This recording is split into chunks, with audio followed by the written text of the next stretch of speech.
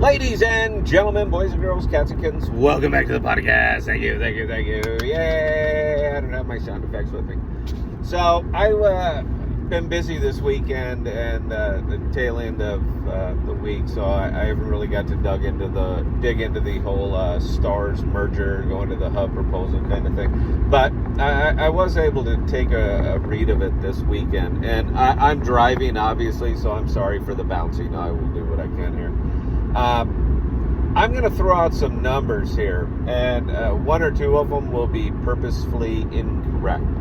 Just letting you know that right now. But looking at it, and my first thought when I saw that is you cannot be serious. You cannot be serious because you're proposing like a $13 million buyout total.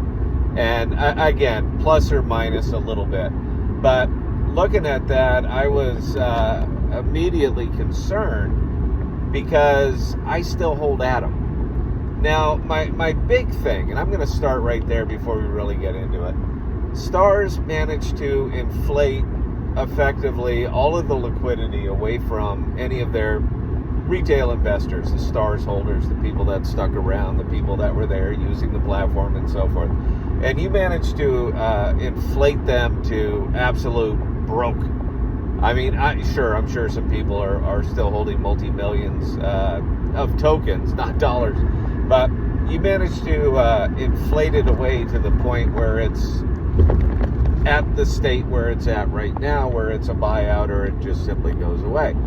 And my first thought with the hub buying this is that you're going to continue now inflating away the Atom holders because they're going to have to make up for all of the shortfalls and all of everything that's happening over on Stars.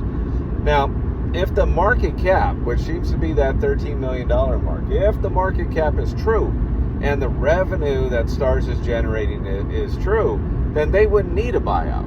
So I'm going to kind of go Occam's razor on this. If those numbers were actually correct and factual, then you wouldn't need a buyout. So why are you doing it? Now, NFTs and NFT marketplaces, man, are not hard to find anywhere in crypto. They are everywhere. And while it's exciting for everybody, well, we're going to go interchain and we're going to be able to EVM these things and we're going to be able to do this and this. You know, if people really wanted them, it's not that hard to get to the Cosmos. It's not that hard to get to Stargates. It's not that hard to get a Kepler wallet and make a couple token transfers. So the making it, franchising it, for lack of a better term, is not really going to, I don't really see that tuning it up. Because all of these chains, all these ecos, all these existing NFT platforms are incredibly cultist.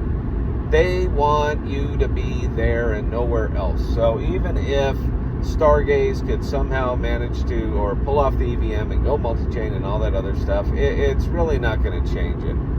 So just keeping the Cosmos on, the focus on the Cosmos, which is probably what they should be doing, you kind of got to break it down here a little bit more.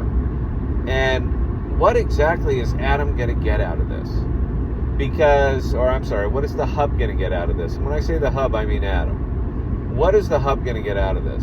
Because again, if the revenue was as good as what they're saying, then it should be able to sustain itself. And it clearly cannot. So what good will it be paying out a ludicrous buyout of that amount? What good is it going to do for the hub?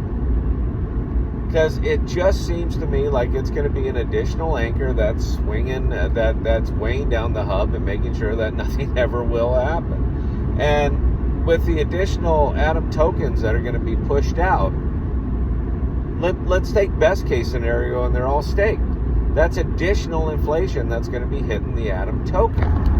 Because these things you're still going to be minting and paying and for all the new money that you just released into the ecosystem. That's just more inflation. So I'll kind of stay with the whole Occam's razor thing and say if it was good enough to support itself and it was such a good deal when it was on its own, then it wouldn't need a buyout. So honestly, I don't know if this will go through. It probably will. If the hub wants it to go through, if Stargaze wants it to go through, all of these Genesis delegations to all these top validators, they're going to make sure that it'll go through, it'll approve. If it's going to work out for them financially, it will go through. You know, I know we have governance and it's independent and all that, but we're the illusion of governance out here at best. So I guess that's it. I would have to ask, what's the point? It would literally be cheaper to spin up a brand new NFT platform because people like things that are new, people like things that are shiny, people like things that are different. Food for thought. Anyway, questions or comments, they're open below. I'd love to hear what you have to say about this.